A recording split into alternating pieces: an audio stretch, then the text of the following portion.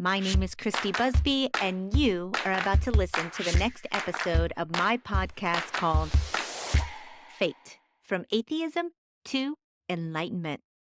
So come on in, join me. We're going to talk about it all, from atheism to enlightenment. Alrighty, guys, here we go. Get ready, and welcome to your F.A.T.E. Welcome, everyone, to the next episode of F.A.T.E. How's everybody doing today? On today's show, we are talking about a topic that is near and dear to my heart, our soul connection to animals, in particular horses today, gang. I have a wonderful woman on. Her name's Sue Court. She has a book out called Our Soul Connection with Horses, Healing the Mind and Awakening the Spirit Through Equine Assisted Practices. Sue, welcome to your F.A.T.E, my friend. How you doing today?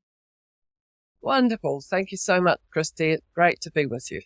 Well, thank you for being a part of the show. I really appreciate you taking the time to be with me today, all the way from New Zealand. So here we are, the marvels of technology today, folks. So this is a topic that is really important, I think. Personally, my own experience with animals, I actually do have a degree in animal behavior and neurobiology. I used to be an animal trainer. I actually used to work with horses myself. I'll tell you a little bit about that as we get into the show. But why don't you, for the audience, tell me a little bit about what equine assisted therapy is, how it can help people, and what does that practice look like? And how you got involved in this. Let's start from the very beginning. And how did you become so involved with equines in general? Sure. Well, first of all, I was fascinated by horses right from when I was the year dot. And by the way, I've got a different accent that people might not be used to. So if I say anything that sounds incomprehensible, please let me know. There are lots and lots of horses in New Zealand. It's thoroughbred central, a huge racing industry and leisure industry with horses. So I always loved horses, but my parents weren't in a position where I could have one or even, go and have lessons. So I just rode other people's whenever I had the opportunity. I'm ashamed to say that I chose my friends according to whether they had horses or not. But it wasn't until I was 40 that I got my own horse. Life got in the way, as it does, and you end up trying to have a job and a career and what have you. Yep. And at 40, I kind of, midlife, I kind of thought, you know what? This is something I've always wanted to do, and I better damned well get into it now while I can. So I did, and I didn't pull the punches when it came to everything you need to do with a horse. At the same time, I had a career going, so I was a professor of music, actually music history here in New Zealand, and then I also ended up having a job in an Australian university as a Dean of Humanities. So during all that time, every spare moment I spent with horses. And then I didn't know anything about equine assisted therapy or equine assisted psychotherapy or equine facilitated therapy, counseling, psychotherapy. It has lots and lots of different names. I didn't hear about it until I think about 2010. And my partner said, "Hey, have a look at this website." And I thought, as many people do, what on earth is that? How can you do that? And the first thought is, and it's what most people think, and my first thought was, so you do psychotherapy for horses, you psychoanalyze horses. Yes and no. I mean, you have to have a horse that's, they've got their head together. Yeah. And they're able to work with human beings. But no, it's not that direction. It's the other direction. It's using psychotherapy, counseling, whatever your therapy modality is, with a horse as part of the process. And so who would seek to do that? Well, almost anybody can, and almost anybody does. And so they would seek to come along for a session or a series of sessions to solve some kind of personal issue that they've got at the moment, a marriage issue or an issue, a goal issue. I don't know where to go in my life. I don't know where to get a new job or this job or whatever. And then deeper than that, to connect with themselves, to find wisdom and peace within themselves. But they also might have a psychological issue. They might be in the throes of depression. I also have autistic people come and learn to make a deeper connection with another being, and that's very, very helpful. Another issue might be addictions. So I work with people with addictions quite a lot. But the biggest issue is that I found people were coming because they were in midlife or approaching midlife and having that crisis that we all have. Well, not all of us maybe, but most. Oh dear. I'm halfway through my life. Death is going to happen. It's inevitable one day. How am I going to spend the rest of my life? What is the meaning of life? Why on earth are we on this planet? We all consider that. As human beings, we've considered that for millennia. Yeah. And what's the meaning of my particular life? So you'll have to excuse me. My voice is not coping very well. I'm going to have to eat a sweetie. Eat a sweetie. A candy. America. To try to keep it. So does that give you some idea of the? It of the does. process? For me, growing up from a childhood, I always had a profound connection with animals. I don't know why. I was born that way. My soul was always attracted to other animals. I grew up in a rural area. I was in the woods. I would bring home squirrels that fell out of the tree from their mamas. I would nurse baby birds. I would catch frogs and snakes and release them. There was not an animal under the sun that I didn't want to protect. And I followed that all the way in through college. And I've worked everything from hippos, rhinos, hoofstock, primates, big cats, you name it. And my life went into a bit of a different direction because I found myself not being able to pay my bills and do what I loved. And that was a difficult decision for me because still to this day, I have an affinity for animals that I'm very much up to date on what's going on in the world of animals. But I will say that I believe that people would be, and you can chime in because you're more of the expert on this than I am, very surprised at the deep well of soul connection you can actually get from sitting with a majestic being like a horse. They do have this energy within that if you listen, if you're calm, if you're able to pick up on their subtle behaviors, they will be able to open your heart and open your mind to a different way of walking in the world. Wouldn't you agree? Absolutely. I mean, the bottom line is that we are mammals as Yes. well. And we live our lives protected. Yes. Sometimes 100% protected from nature without living in our houses that are waterproof, which is nice. Thank goodness for that. But we're so protected from nature that we forget who we are, and we forget that we are mammals. And it's simply walking into a space where there is a large animal, or dogs and cats for that Yes. matter, any animal, Yes. mice, anything. It takes you out of yourself. You're considering another being, and you're considering a being that doesn't have a voice physically, doesn't speak, but they do communicate with us. And to be with an animal that where we are forced, if you like, to communicate on a level other than verbal is so good for us. Yes. And just being in nature, I mean, it's science now. There's so much science. I'm doing research for another book now, and I'm looking into the science of all this work.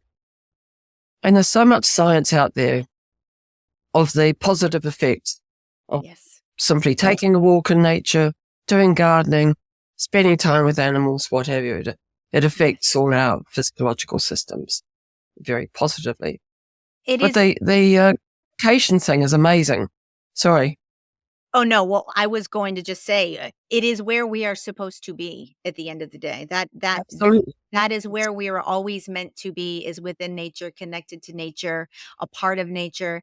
It is where we can, um, find ourselves sitting quietly and looking within and being able to get that awe moment, the beauty of nature, the feeling Mm. that nature gives us. You can only find maybe through music, some That's pieces of right. music can get it.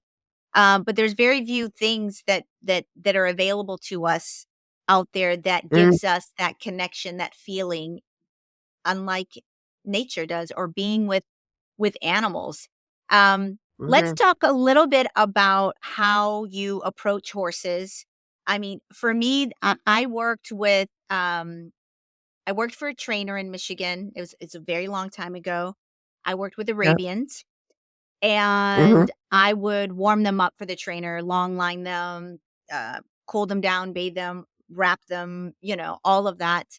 And I only lasted a summer there Right. because he abused the horses. He would put them up, and if they didn't do what he was wanting them to do, he would tie them up in the cross ties and beat them.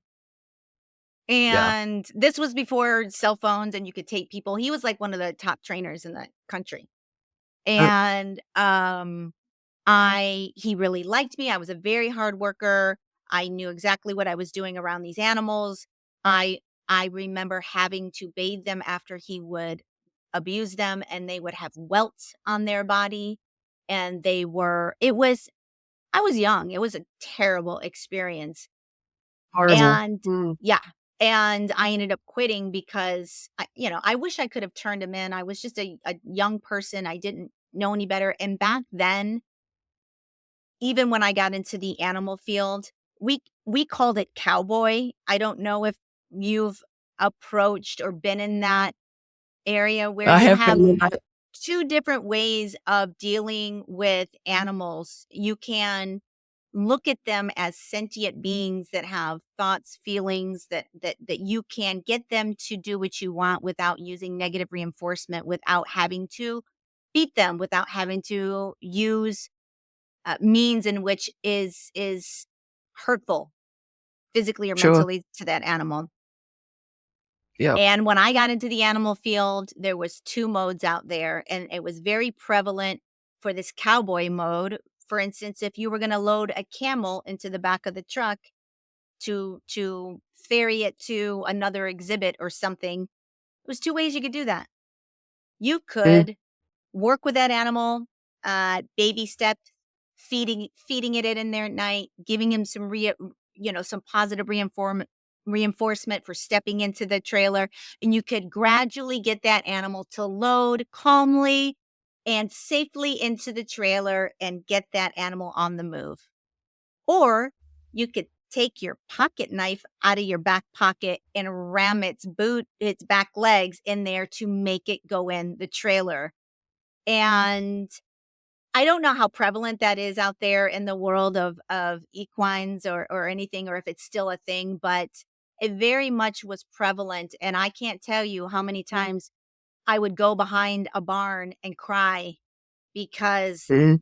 of practices like that. In fact, to this day, I was made to twitch a horse. You know what twitching is, don't you? Yeah, yep. On the And nose, yep. yes, for folks out there that don't know what it means when you twitch a horse, you basically have I had a long club-like thing with a rope in a circular uh attached to the end of this club, and you would put you would grab the muzzle, the nose, the prehensile nose of the horse, and wrap it in that apparatus to the point where it would subdue the horse, is what they would say. Oh, it's subduing the horse. It's just making it so you could groom it, so you could manage it, so you weren't in any danger of it doing anything. But I still to this day, quite frankly, Suzanne, can't even believe that I was a part of doing something as brutal as twitching a horse. It is just a practice that I hope doesn't exist anymore. I don't know. I've been out of the animal industry so long, but I'm afraid it has. I'm it afraid it does does. still. There are even veterinary surgeons who use it, and they say, Oh, "Oh, look, it really doesn't hurt the horse. They're not sensitive there." But if you've that ever is. touched the nose of, it's the most beautiful, velvety, it's the most sensitive part of the being because they put that area Yes. on the ground. Yes. Now they don't actually see what their nose is eating. And we can experience that if we put two fists in front of our noses and then look Yeah. around. We don't see directly in front of us. They feel it. They feel the right sort of grass to eat. And they're very selective in what they eat. And so they're extremely sensitive in the nose.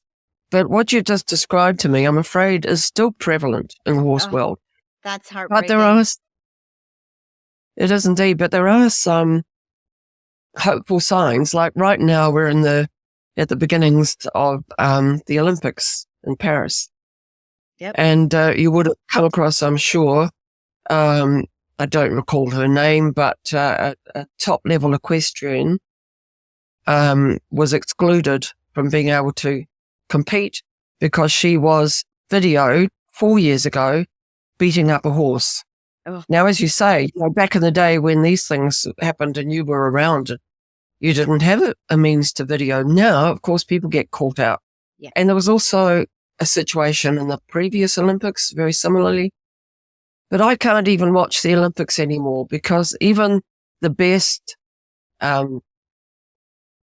riders, they've got all this metal stuff in their mouths and they're pulling, and you can Yep. see the The effect on bridles. their, Yep. yeah, and in dressage, there's the pulling of the head down. There's Yep. so much unnatural stuff. Yep. Horrible. I mean, Picking the way in terms of the way they pick up degrees, feet, that's completely yeah, unnatural behavior. I mean, there's some I horrible natural things. yep. Mm. And But so I was aware of this really early on when I got my first horse, and so I took myself to trainers who were in the so-called natural horsemanship yeah. arena. So I thought, well, this is going to be nice and natural, gentle, compassionate, but unfortunately, it's not totally. It's getting better, I think, but this is back in the 1990s. And I went to some quite famous organizations, and I traveled to the States and learned and so on. But practices there included using force and intimidation. And then, these people would profess not to use force and intimidation, but they would. So, for instance, getting a horse into a float or squeezing them between two barrels or something like that. If they didn't do it, the whip would come out. Whack, whack, whack, whack. And the mantra was, you've got to show them who's the boss, or putting a bit of finesse on it, you've got to show them that you are the alpha horse. So I took that on board, thinking, oh yeah, okay, I've got to show them I'm the alpha horse. And unfortunately, like yourself, I got involved in doing some beating up and Yep. throwing my weight around.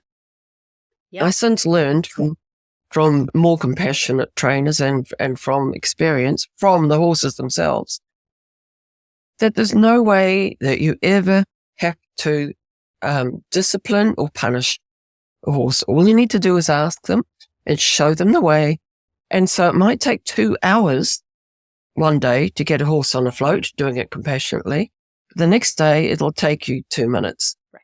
If you do it with force, you might get them in 2 minutes, but you won't get them at all the next day. You might not even be able to so-called catch them. That's right. So I got to the point where not only I became very careful about how I ask my horse to do anything. I'm also careful about how I speak to them and about them. So I don't use the words catching a horse. I say invite them to come with you, or invite them to have their halter put on. I talk about horses as he and she. They're beings, they're not its. And I can't bear it when people talk about any animals as it. Why would you Right. do that? You don't talk human beings as its. Well, if you do, you get into a bit of trouble. So all of those things that we need to be careful, inviting the horse to come with, and in that invitation, in the work I do in equine assisted therapy, I've got 7 horses to choose from. If one of them doesn't want to come that day, that's fine. I'm not letting them get away with it. Right. Who knows how they're feeling that day? They might have woken up with a headache. Who knows? But in any case, you do not want to have an unwilling animal, 500 kilos heavy, working with a human being of 60 to 80 kilos who's unwillingly doing it. You don't want that. That's right. So that invitation.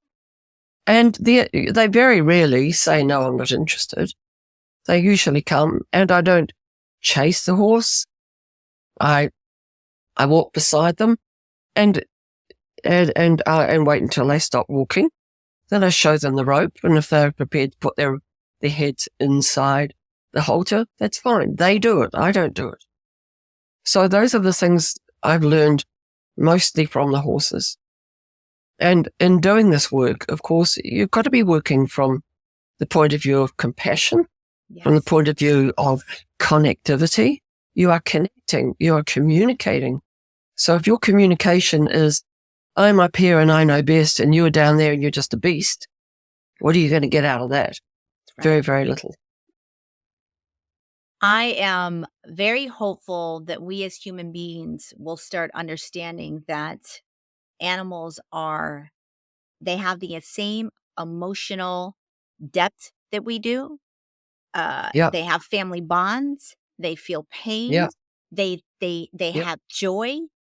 They they do. have all of the makeup emotional stuff that humans Yeah, have.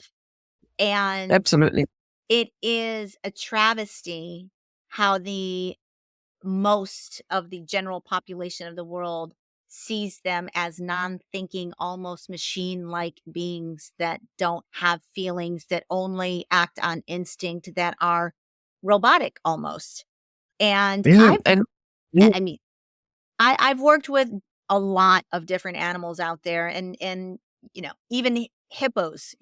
Hippos are they are naturally aggressive animals. You don't want to be getting in a fight with a hippo for sure. But I can tell you no, this. We had 22 hippos where I worked, and mm, each one of them had their own way of being. They had their own personalities. I had some that I could interact with very well, like Rosie, you could interact with she was sweet as can be. And then you had Tequila, who was really out to get you if you were to turn your back on her. She was going to get you. They well, with a do name like that, we used to call her, Tequila. She wants to kill ya. sure. Um, but, animals have their own way of being with each other. They have their own sense of, knowing themselves, and yes, it is different than a human level. They don't have the same kind of communication skills that we do, but they definitely communicate with each other within their own way, and just because humans don't understand that particular mode of communication does not make them less than humans. It just doesn't. Yeah. It I just mean, that doesn't. we're fooled by that, what we can do with our mouths. And the fact that we use language had played a large part in developing the prefrontal cortex. And so we think that makes us incredibly superior. Yes. I mean, all it does is it's a very, very useful tool. But the thing is, and this is something I quote in my book, Soul Connection with Horses. There's a study done in the 90s, I think 1996, I think, where it was discovered, psychological study, scientifically discovered, that when we communicate, 7% of our communication only is verbal. The other 93% is a combination of body language and other things. It's not a tone of voice and body language and what we, send out there through energy. Yep.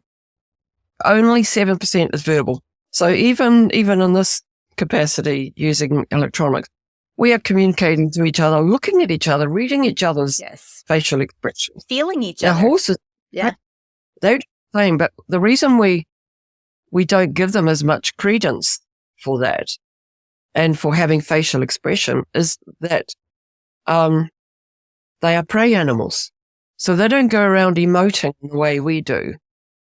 They don't, when they express themselves, they might do it with a very subtle one movement of an ear. And the reason they do that is because when they're in the wild, they don't want to, and even our domestic horses, of course, have inherited all of this.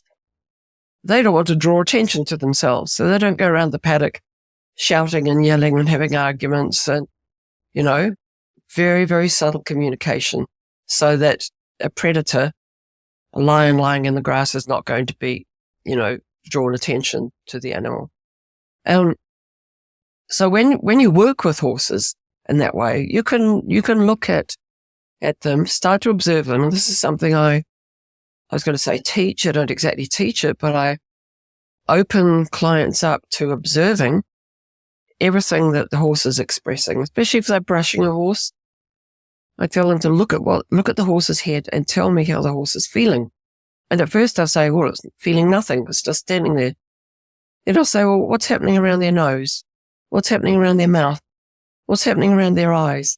And it's very, very subtle movements. Yeah.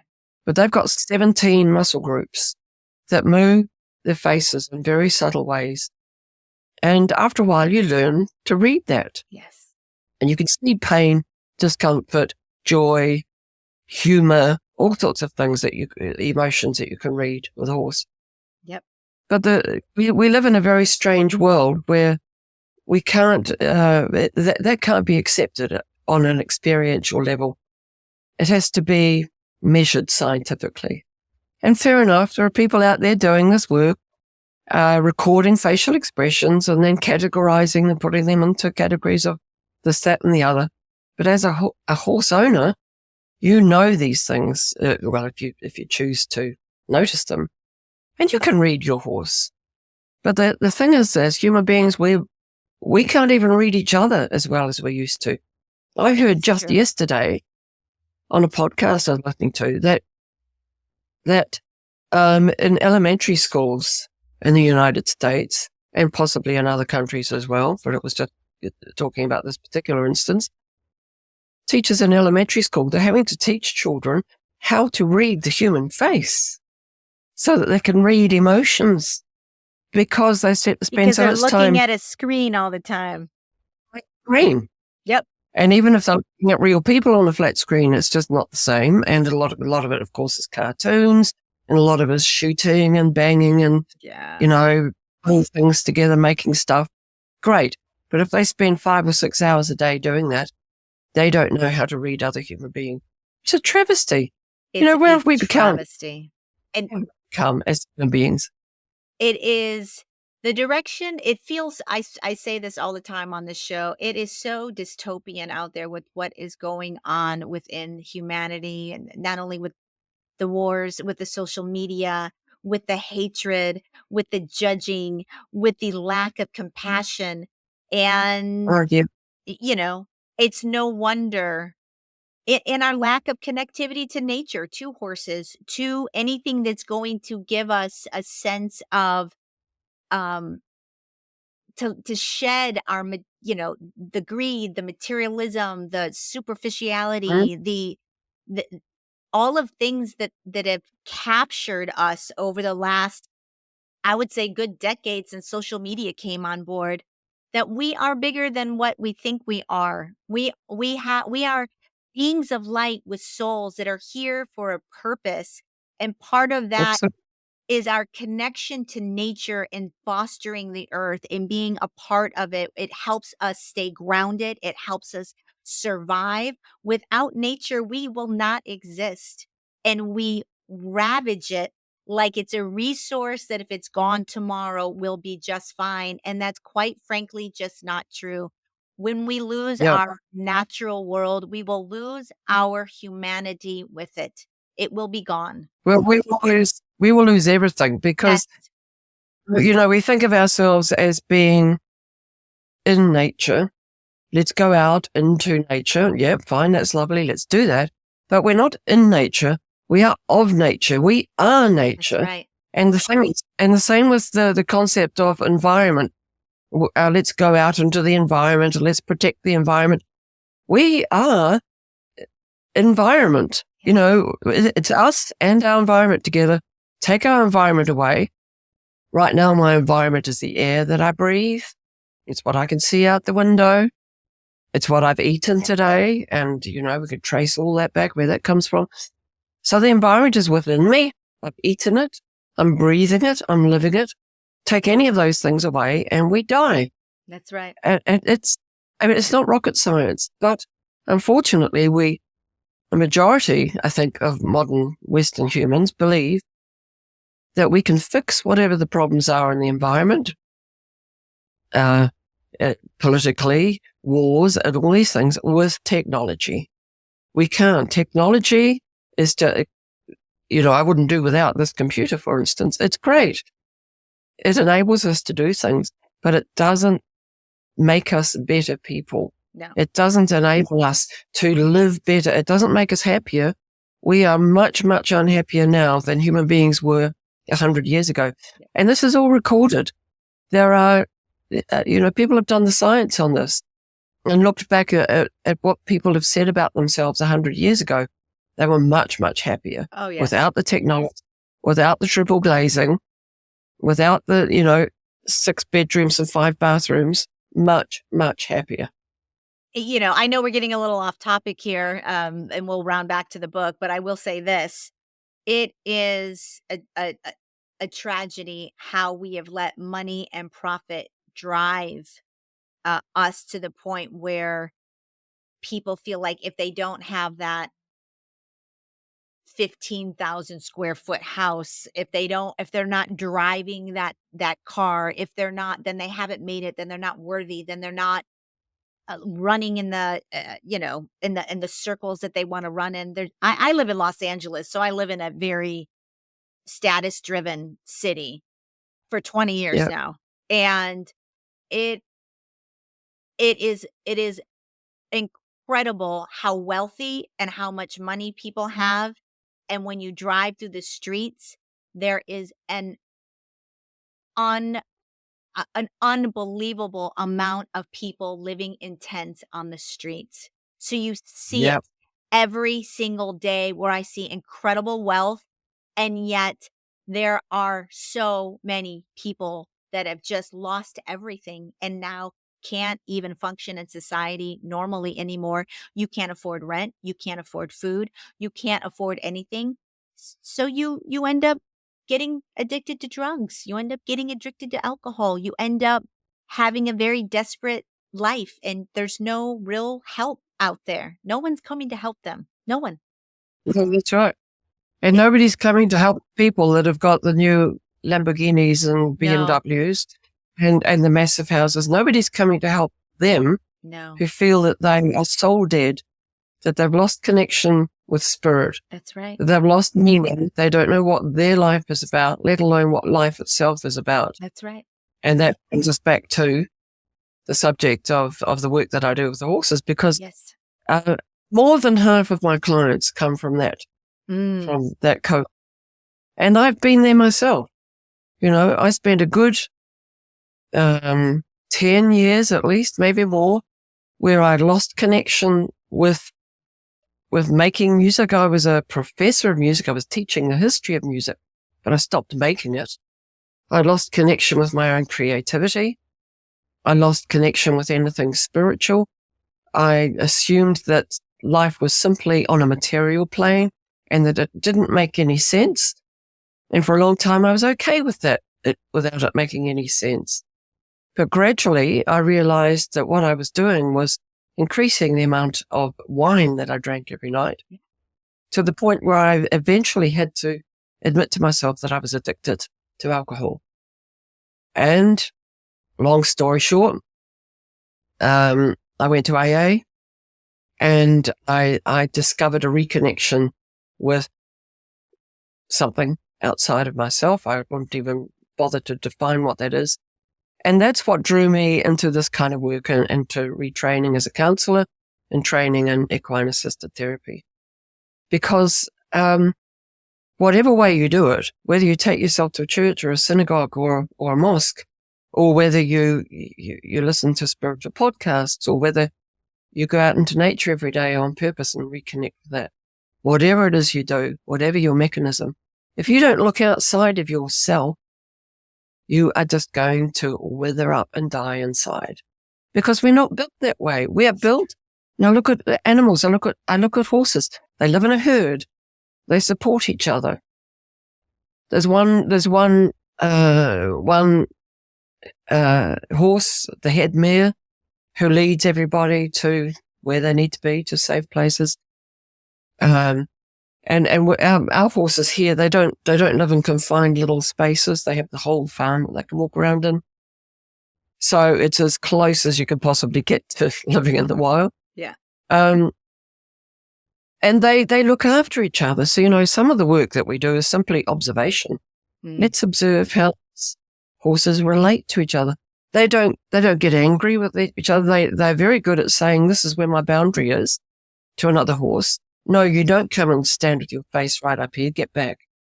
That other horse will get back with some tiny little indication from the ears or the nose sticking out. Will step back. And then what will that horse do? That horse will go back to grazing. Go, oh, okay, I'll just do this. Now, if that was human beings, we'd go and tell our best friend, hey, guess what he just said to me? He took me to F off, and then I'd said this, and then I said that. And we'd have an argument, and then we'd hold on to it, and we'd tell the story for a day, a week, a year. And if it was a really bad thing, maybe a lifetime, other people did this. Horses, they just get over it straight away. They're forgiving.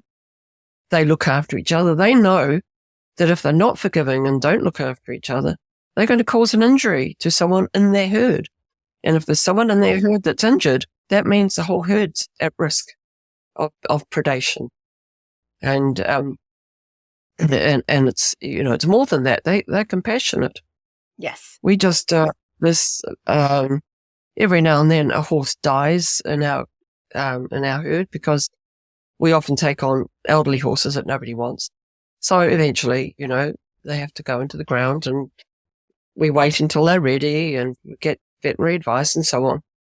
Now, when we do that, and we had to do it, unfortunately, very recently, when we do that, the horses, they hang around to see the whole process.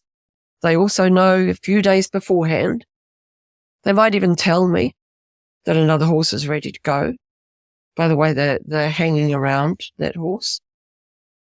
And then when the horse does go and gets put to sleep, and then a hole is dug, put in the ground, no horse leaves this property, dead or alive, put in the ground, they will do a ritual. They won't just go, oh, okay, horse dead, walk off. For 3 days at least, they will be doing some kind of process, just like elephants do. Yep. They have their funeral ritual. Now, you can't tell me that's not a horse that doesn't have the same emotions as us. And they experience grief. 100%. I think most of us who just have their family dog would recognize that family dog has love, has joy, has pain, sorrow, fear. I mean, there's anxiety medication for dogs left and right on the shelves now.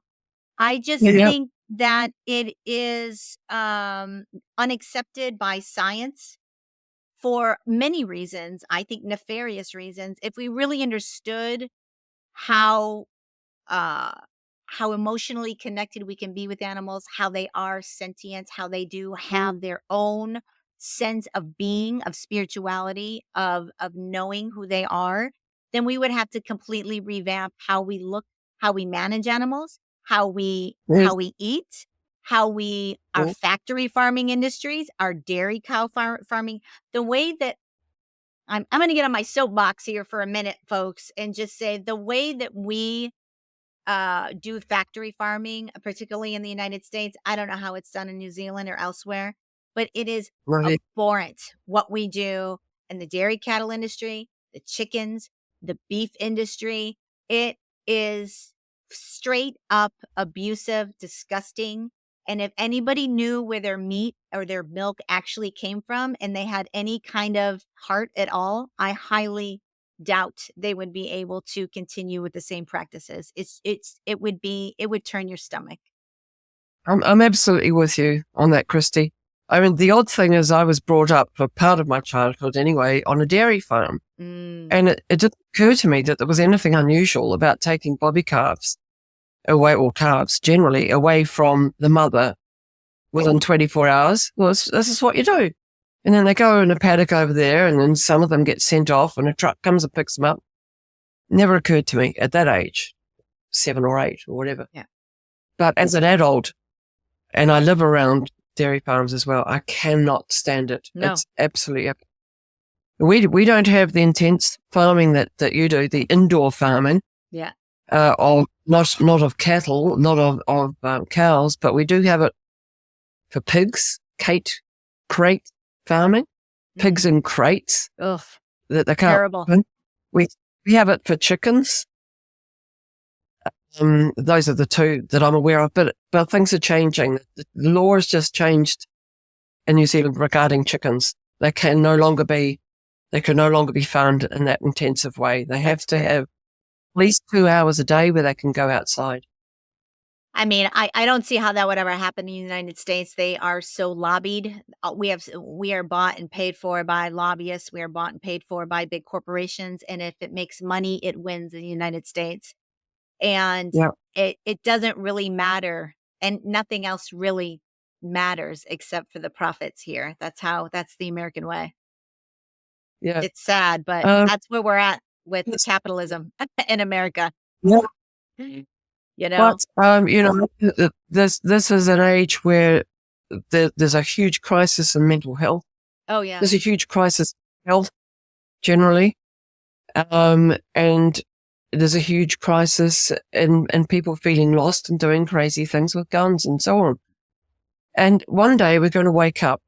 I don't know how far along, towards the cliff edge we're going to have to get before we wake up. I But do the waking believe, up, go ahead. Sorry. well, I believe it's got to happen on an individual basis. I can only be responsible for me. You can only be responsible for you. But the more we talk about it and the more, we get some messages out there, such as you are nature, connect with nature, see what you can learn by realizing that you are a mammal and that you are the same kind of being as a horse, as a cow, as a hippo. The more we can do that, then the less likely we are to have these other greedy practices. But I've just got to tell you my pet thing at the moment is a book I've been reading by someone called Ian McGilchrist. And he's a neurologist, neuroscientist, and a psychiatrist, and he initially did a PhD in English literature. It's a massive, massive tome where he's discussing the left and right hemispheres of the brain. And it's just a beautiful read. It's easy to read, even though it's massive. And also there are some beautiful interviews of him, so all you need to do is Google them, really. And he discusses how the left hemisphere and the right hemisphere are incredibly different. And it's different from popular science of, oh, you're a left brain person and you're a right brain person. And the popular science says left brain is mathematics and the right brain is creativity. No, it's not that. The left and right brain, hemispheres both are involved in every aspect of our thinking and doing things. But it's a way in which we interpret the world.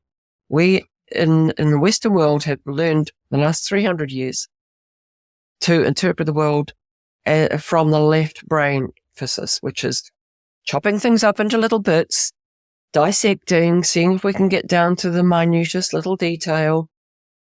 But there's not understanding. It's knowledge, but not understanding. Right. The right hemisphere is involved in knowledge, getting an overall understanding. What is the larger picture? That's what we don't do in our society now. So until we get to that different way of thinking, nothing is going to change. So anyway, that was my little soapbox. Anyone who's interested in this, please get a copy of his book. It's called The Master and His Emissary. So the master is the right hemisphere. The emissary is the left hemisphere. And what the left hemisphere has done is said, I know everything and I know more than the master does, and has just taken over our ways of thinking. I agree. I think, it is, we are so distracted now, and we are so incapable of, for instance, in your book, you talk a lot about slowing down, letting the horse kind of lead and dictate, and really um getting into the practice of being mindful around these animals and allowing them to be, and almost to the point you discuss where you can visualize what you want that animal to do, and that animal will respond to your energy. And that takes a level of calm, intention, energy that human beings are incapable of settling into. It is the phone, it's the work, Mhm. it's the kids, it's the Mhm. traffic, it's the whatever, it's I gotta make money, it's this. And I can see how this practice would be super beneficial for somebody, especially even barring any psychological issues, trauma, even if you want to slow down and learn how to sit with another species and connect on that level. It will really open you up to a broader sense of being in your life, I think. Can you talk? Absolutely. The word is connection, which is why I use it in the title, soul connection. Yeah. And in connection, of course, it goes both ways. So if you're connecting with a horse, the horse is connecting with you. And that, visualizing and asking the horse to do something, the very best riders are able to do this. And, I experienced that to some small extent when I was riding. Every now and then I would say to myself, I think we'll go left. And the horse would just go left. And I think, hang on a minute, I haven't told you to do that. But there would be some expression through my body that they could feel, or through the outside of my body, the energy that we emanate. And when you're in a very good space and you are a very good rider, I was never a very good rider, but occasionally I'd have that connection in riding, then you experience that. And when you're with an animal, so most of our work is, well, all of our work really is non-riding. It's being with the horses, observing them, and then asking them to do certain things, walk around with us. You can ask the horse to do something like stop walking. And they'll just go, okay. And they'll stop. And that is the most incredible experience. And, you were mentioning that we need to go out and connect. We need to slow down. We need to find space. I'm mindful that people that live in LA, they can't go out and just spend time with a horse or a cow or whatever. They might have a little dog living in their apartment. That's great. But what you can do, all sorts of little micro practices, which I mention in the book, Soul Connections, is every now and then between two tasks, you know how we have this list up here that arrives in the morning, first thing in the morning. Oh, there's these 20 things I've got to do today. And that can destroy our day, because, I'm only halfway through my 20 things. Do one thing, stop. 2 minutes. I used to have an egg timer. And I think an egg timer is 3 minutes. Those old fashioned ones? Yeah. A little glass that you turn upside down, the sand goes through. Yep. So I would do a job and I would put that beside me and wait. And I'd simply look at it. And I used to get very frustrated. I think, oh my God, this thing takes forever. And then gradually realized, that's not the job. The job is just to be, just to experience being, and to experience, what does my body feel like? Oh, I've got this big knot in my stomach. Why is that? Oh, because I'm nervous about doing the next thing. You're so busy doing, we forget to be. Do that once or twice a day. When you're driving, do some deep breathing. Yes. When you're in a queue in the supermarket, instead of feeling frustrated about how much the person in front of you has got in their shopping basket, do a little bit of breathing. Meditate on the colors on the box or the cereal box. Just take these little opportunities. Nature is everywhere. Look at Yes. a flower, breathe and look at it. Look into the eyes of your cat, stroke your cat. Just every day take these opportunities. And if you're not used to doing that, I highly recommend writing a journal, a Yes. nature journal. How many times today have I connected with something in nature? Yes. Yes. Yes. How many times have I stopped and done nothing? I am in my own spiritual journey of awakening, which is one of the reasons why I started this podcast. And I am in my own practice of I get up, I sit. I used to turn the TV on. I used to have something going in the background. I used to be distracted all the time. I'd be on my phone. I sit in silence. I sit and drink a cup of coffee in silence. I sit and I settle into my body and I just breathe. I don't think about anything. I don't worry about anything in that moment and I set an intention for the day and I spend that time when I can.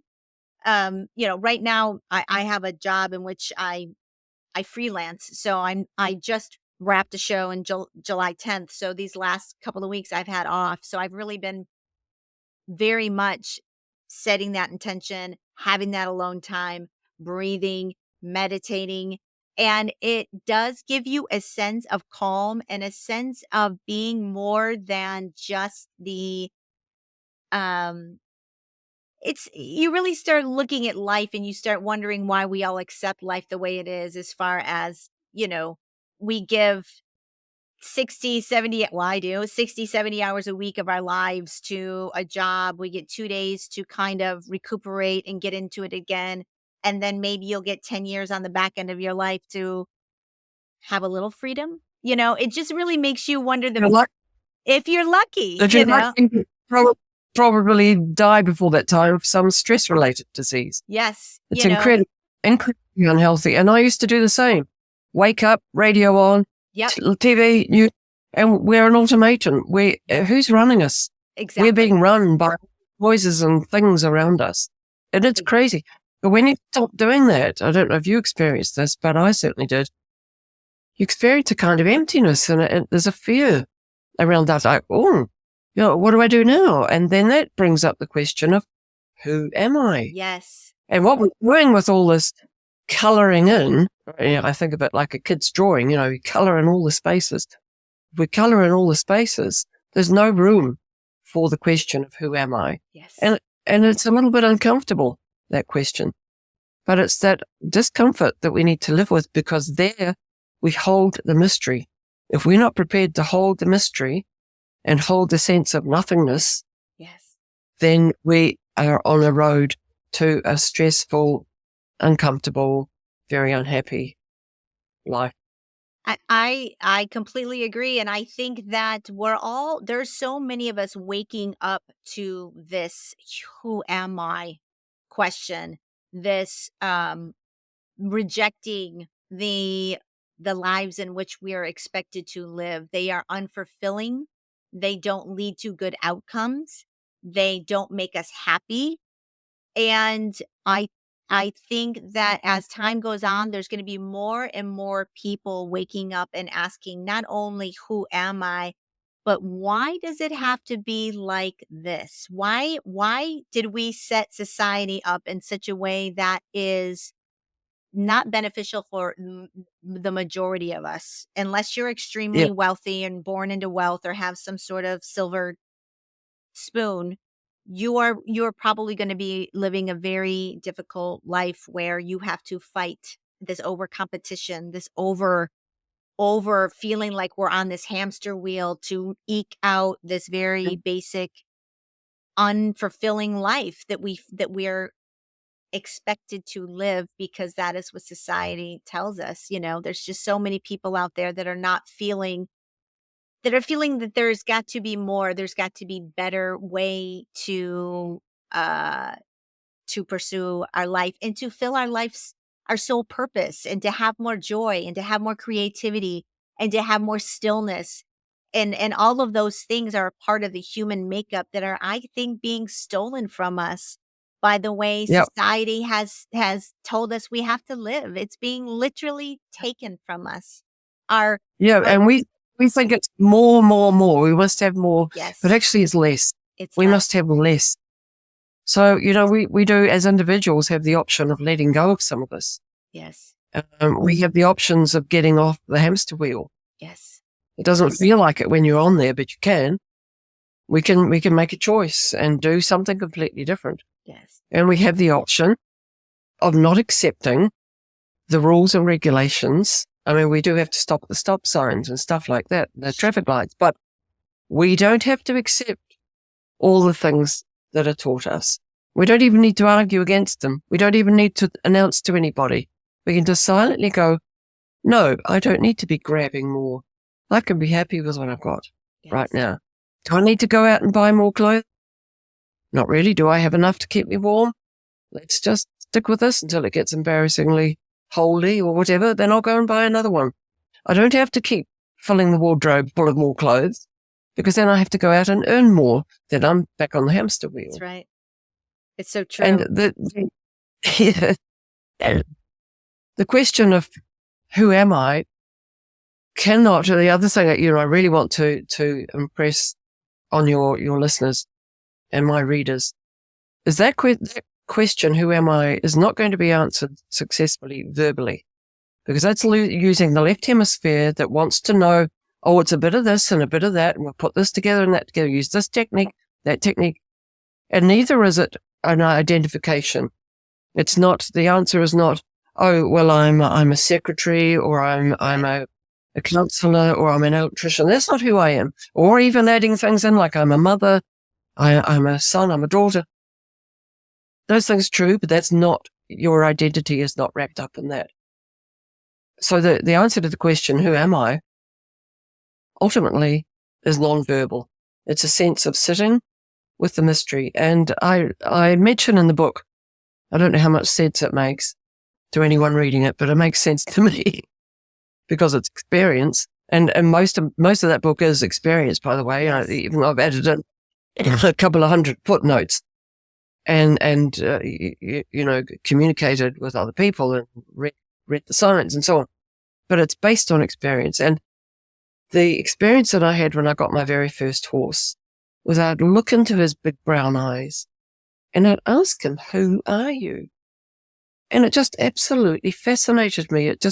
I was obsessed with it. Who are you? And then, in my spiritual development, I came across Ramana Maharshi. He used to ask, he's about 100 years ago or so now, he was doing this teaching in India. He used to ask his followers that question. That's what you meditate on. Who are you? And I used to think, oh, what a crazy thing. I'm just me and I do this and I do that. But what he wanted to do was to draw us to a space of spaciousness where you feel who you are. You feel your beingness, and that beingness is connected with everybody else's beingness and with every other living thing on this planet, even a blade of grass. Absolutely correct. We are all connected. And I think that is why inevitably you can get so much out of something like equine assisted therapy, because you absolutely will understand how truly connected you are to other beings, that you are one, that it's consciousness, it's energy, and Yes. you are connected on a level that is deeper than you will ever be able to acknowledge unless you get into that spaciousness, unless you get into that stillness and that paying attention to behavior, paying attention to energy, paying attention to how you feel inside, and being able to pick up on how that animal is feeling as well. I mean, Yes. it is a I've had deep spiritual connections to animals my whole life. I have always known that they were sentient, that they had emotions, that they had personalities, and that we were connected. I was born knowing that, if that makes sense. I always knew that, that inner knowing that like you know. And Absolutely. I I love that I was able to bring you on and talk about soul connection with horses and how important it is and how much you can really gain from exploring something like this that will teach you about mindfulness, about meditation, about exchanging energy and slowing down and healing yourself. We all have Yeah. so much trauma from not only, nobody gets out of childhood without drama, and Yeah. nobody gets out of life without experiencing trauma. And I think that I say this a lot in this show, but a lot of people have to be shaken to awaken to who they That's are. it You have takes, to be yeah, shaken. It's it takes a major, often traumatic negative event. With me, yes, it was alcohol to wake up and think, oh my goodness, I've got a life here. yes, I better treat it carefully. But there's one thing that I don't often say it, but I certainly, it sort of supports everything I do with horses, which is a belief that horses know exactly what they know to be a horse. They're given everything through their DNA and through being brought up in a herd. They know everything they need to know to be a horse. And so if I said that to someone, they would go, yeah, of course. And then I can say, so do you know everything you need to know to be a human? And they'll say, no, I don't know this, I don't know that, I don't know where I'm going, I don't know who I am, blah, blah.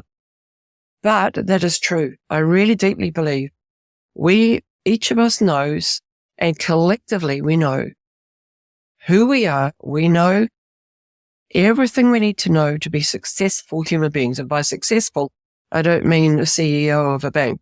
I mean successfully functioning in the world in a healthy way. We are given everything we need to know. And the reason we don't do that is all the stuff that we pile in front of us. The yes, radios we turn on, the TVs, the swallowing the belief we've got to have more, got to have more, got to have a bigger house, got to have a yeah. bigger car. We're on that hamster wheel. Get rid We of the were hamster wheel. Get yes, some of those things, and a little bit at a time. Just get rid of some of our attitudes of I've got to have more. yep, Just start there and say no next time something inside you says I've got to have another or a better or a bigger, brighter, whatever. Find yourself saying no. See how that yes. feels. I think a lot of that, and I'm speaking from my perspective here in LA, a lot of the wanting more, bigger, better is actually pressure from status. Like, people care very much about what other people think. There is this, it's almost like social media has extended our high school years into infinity, where now Yeah. everybody is just, living in this faux world online where they have to show everybody how good they've done, how great they are, what they have, how beautiful they are, how everything. And it is creating this dystopian like um culture where we care more about the materialistic things that you can show somebody, and there's no we're I feel like the more we're into technology, the more we relinquish our humanity, the more we're losing our connection, the more we're able to hate each other, the more we judge, the more we become self-righteous, the more terrible things are getting Mhm. out there in the world. And I can't express enough to, you know, tell people to pump the brakes, shut the computer off, turn your phone off, stop watching the news every night, and sit with yourself and understand who you are and what you are and get in alignment. And everything I know for me, I've been kind of in the spirituality game over the last 2 or 3 years, and I have really let go of so many people in my life. I've let go of so many different habits that I used to have, one of which was watching the TV all the time. I don't hardly ever turn the TV on. I'm not on social media very much. I have to be a little bit to promote the podcast because I do want this podcast to flourish and reach as many people Yep. as possible. But at the same time, I'm not out there to promote myself. I'm out there promoting my topics. I'm out there promoting, come listen to this and open your mind. Come expand your consciousness and get on your path, not come and listen to Christy Busby, blah, blah. Yep. You know what I'm Exactly. saying? Like, it's not about Yep. me. It's one. It's about what I'm presenting to you. Come and and open your mind to something different that will make you think about a different perspective and a different way of being in life, you know? Well, goodness, there are people like you around doing this work. It's great. Oh, no, I would Well, say because thank I just got goodness to there are get out. people like you. You know, I think that your work is probably more important because people really do need to be around animals, understand how important they are, and understand our connection to them and how significant it really is.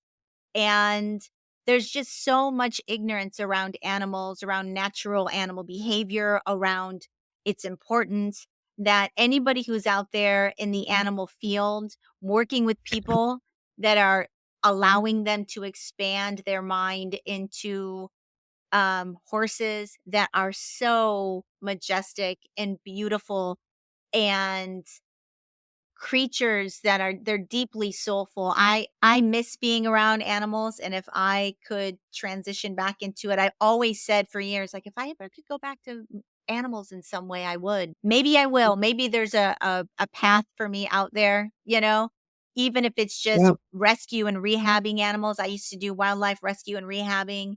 I mean, there's many, many opportunities to give back to wildlife, to um to get involved in nature, to get because that Yeah. is this podcast is about spirituality and learning about who you are, but honestly, getting back to nature, getting grounded and protecting nature and allowing it to impact you and change your energy, your vibe, your consciousness is a beautiful thing. And I think that you are doing that in spades. And so thank you for doing what you do out there, Suzanne. Thank you. Yeah, and I see some nice nature right behind you. You've got some lovely I trees there you can go and I do. trees are wonderful. I'm in nature every single day. I live on the Lovely. back of Griffith Park, so I can walk into Mm, Griffith Park every day. And every day I'm in that park, I'm walking under the trees. And I don't think I could live in LA in the concrete jungle. I'm not a concrete jungle kind of girl. I just feel lucky that I'm here, that I can look out my window and see beauty in nature. And I think if more people looked out their windows and saw beauty in nature instead of concrete or a wall or a building, yep. it could You change know, your energy. even even if someone is living in concrete walls and all that stuff, and a lot of Yeah. people had the choice to be otherwise, guess what we've got up there? Yeah. Sky. That's There's right. nature, and it's infinite, and there's a way in which you can enjoy the shape of the clouds, Yes. provided there's not too much pollution around. There's always something, or a pot Yes. plant, Yes. cat, what, or every time you walk somewhere and you see somebody else's dog owners don't mind if you go, oh, can I just say hello to this dog? I'm one of Yes. those people. Me too. Uh, Guilty. yeah, we can all find ways of opening up to nature. And the thing is that unless we open up to someone else, to some other being, to nature, unless we choose to open, nothing's going to happen because Right. we're just going to go around like in a hall of mirrors, repeating the monkey brain thoughts of I'm this and I'm that and I'm the other thing. And That's it's all right. about moi, all the stuff that goes in here, most of it. Yes. So that's why it's so important that we look outside of ourselves. I agree. I 100% agree. Well, look, I don't want to take up more than an hour of your time. I promised I'd keep you to an hour, and we are there. Right. But Sue, I just can't thank you enough for this important discussion. I love that you have a book out there that it gives a great outline of how you work with horses, how you put the animal first and you respect their energy, their behavior, and you're allowing people to connect with them on a level that they would never otherwise be able to connect with them. And it's going to open their hearts, their minds, and allow them to flourish into people that they are going to love. They're going to heal and transform, and I love that. And, Absolutely. Yeah. go out and get her book, gang, Soul Connection with Horses by Suzanne E. Court. Pick it up. It will give you especially if you are in the animal industry or in the equine industry at all, it is a great way to expand your knowledge with how you can be around horses in a entirely different fashion that will not only bring you joy, but your horse joy as well, which is most Can important. I also mention my Mhm. publisher, which is Of O course. Books? It comes out of the UK and the US. Wonderful publisher. And if you have a look at what they have, there are so many beautiful spiritually derived I mean, titles from there. So have a I look at what they offer. absolutely. Gavin is amazing. I think he is Mm. a top-notch, like, stellar Yeah. gentleman. So yes, check out all of their books. O Books. Oh, Yeah. books, yes. So That's letter O literally dash oh. books. Yeah. Yeah. Check Yeah. it out. I'll put that in the show notes, and you can get your book on Amazon or anywhere like that, Barnes& and Noble. Do you have a website or anything that you wanna plug? Yeah. I don't sell my book on the website though, Okay. but people are most welcome to look at it. It's earthhorse.co.nz. Okay. And if people are interested, I know you're out in New Zealand, but if I might have some listeners that wanna come out there and do a little equine therapy, are you in a position where you just get on the website and they could reach out to you and if they could seek more information Oh, or maybe find somebody here in the oh, States that does it? I don't know if you have, connections with people here in the United States that also do, the equine assisted yeah. therapy? Mm. I also teach people how to become equine assisted Oh, therapists great. if they've got some sort of background in therapy already. And I can do that online. So you don't have to be in this country. Oh, It can perfect. be. I love So that. I didn't plan to do that. But of course, as so many people learned to do during the COVID experience, I thought, well, how am I going to earn a living here?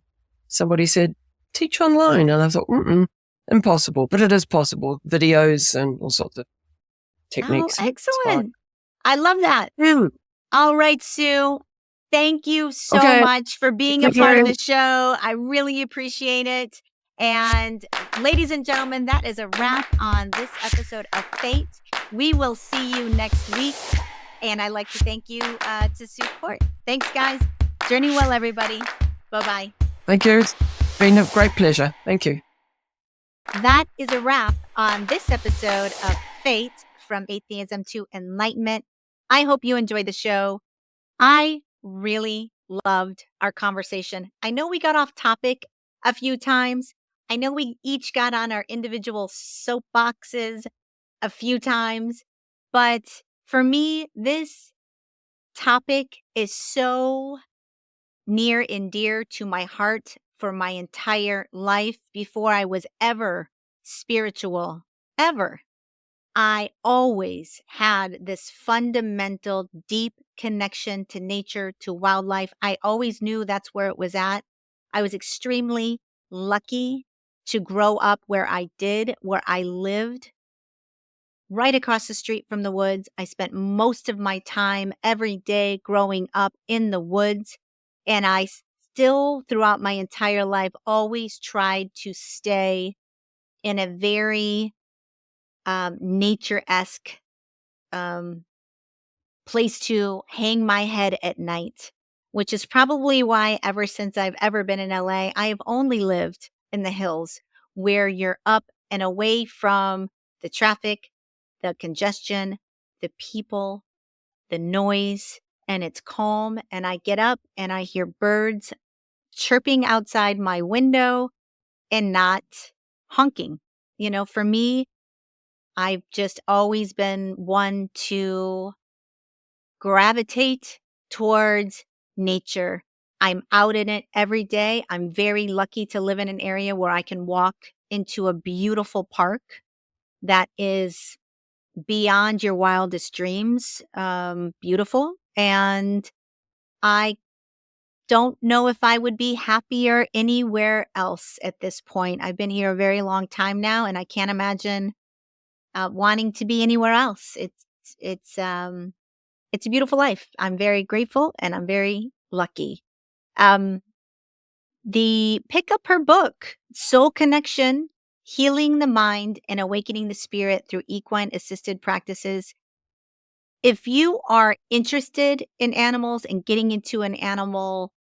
uh, getting into the animal industry, if you already are in the animal industry, I commend you if you are, by the way, because it is not a job where you're going to have a financial boon in a lot of cases. It is very hard work.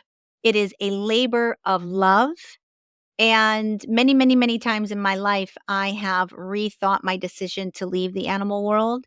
But at the end of the day, life takes you in different directions. And being on my own and not being able to afford to sustain myself was a matter of survival.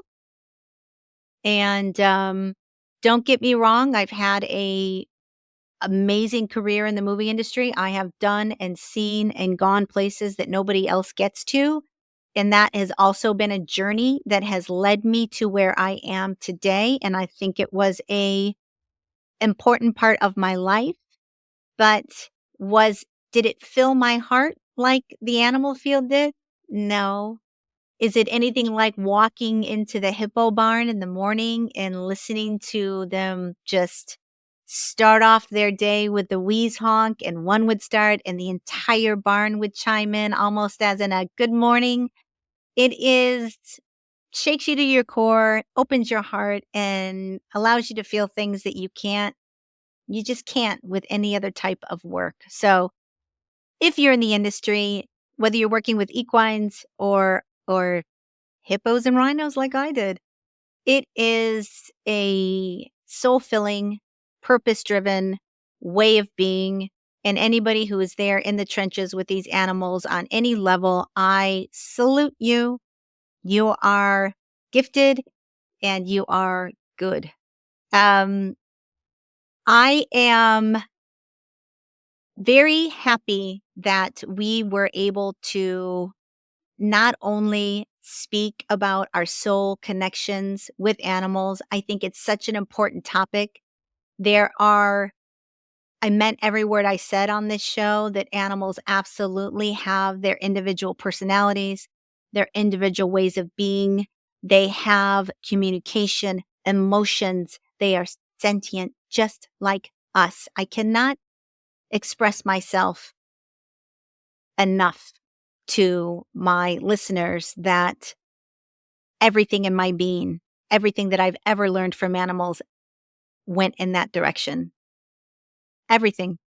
And I spent quite a few years working with animals throughout my whole life, really, between animal rehab, various zoos, horse farms. I mean, I was always doing something in animals up until my early 20s, mid 20s, but it was a lifestyle for me and I miss it.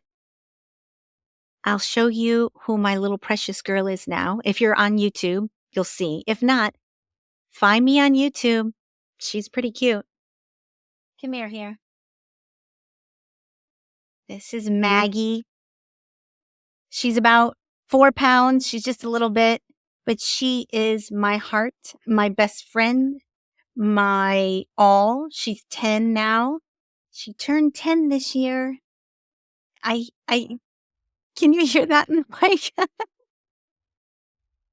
She turned 10 this year and she is just the light of my life. If I could have 10 dogs, I would. but my lifestyle does not dictate that. So I have Maggie.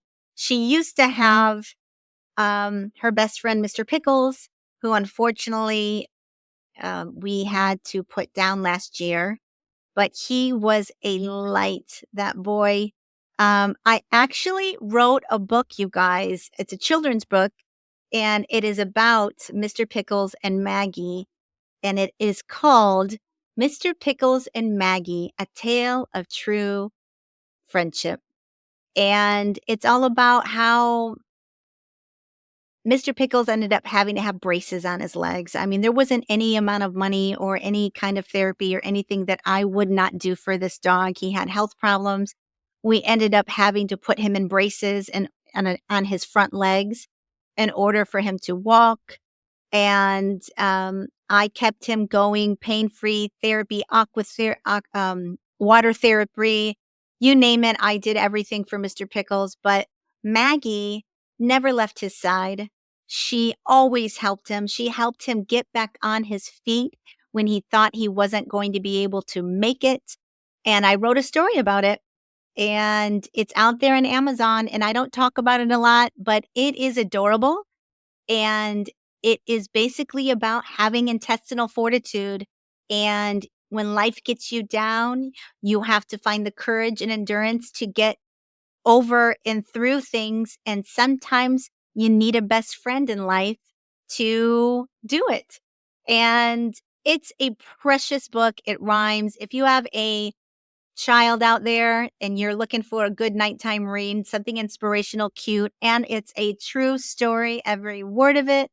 It even is illustrated with my own personal photos of their journey. So I know that was a long little plug of my own book, but I do think it is a worthy um, thing to plug. It's just, let's keep Mr. Pickle's memory alive. And who doesn't want to take home a little bit of Maggie? Look at that face. Look at your face. Look at you. On that note, guys, I'm going to go ahead and call it wrap on this episode of Fate from Atheism to Enlightenment.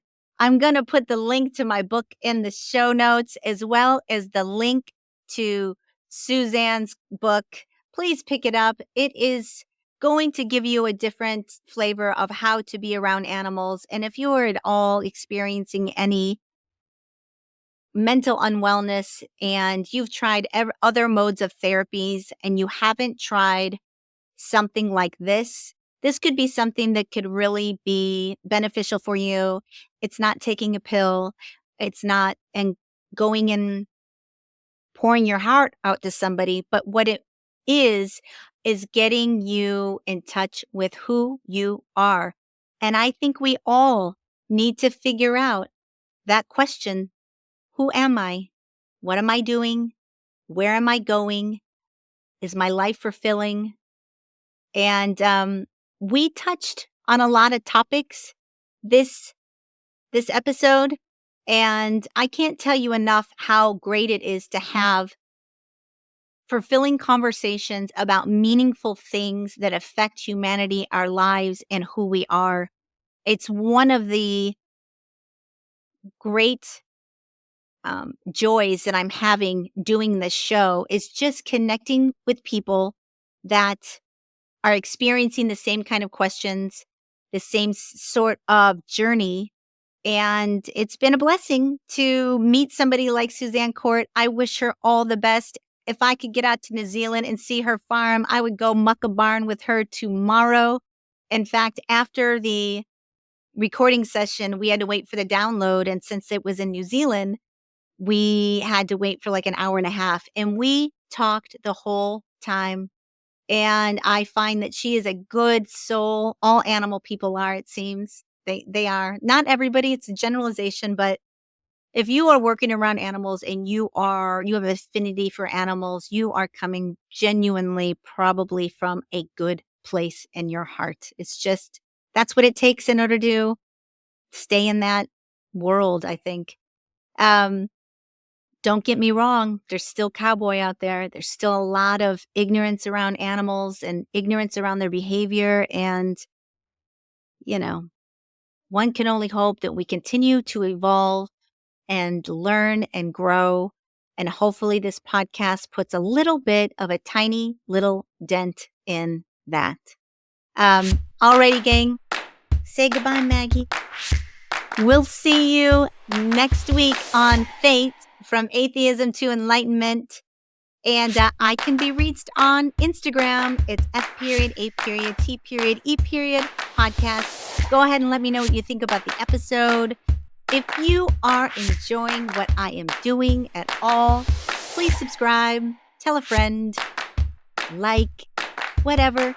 Help me keep this going. I want to touch as many people as I possibly can, and I need your help to do it. So help me out, gang. Subscribe, share, tell a friend. Until next week, welcome to your fate, everyone. See you soon.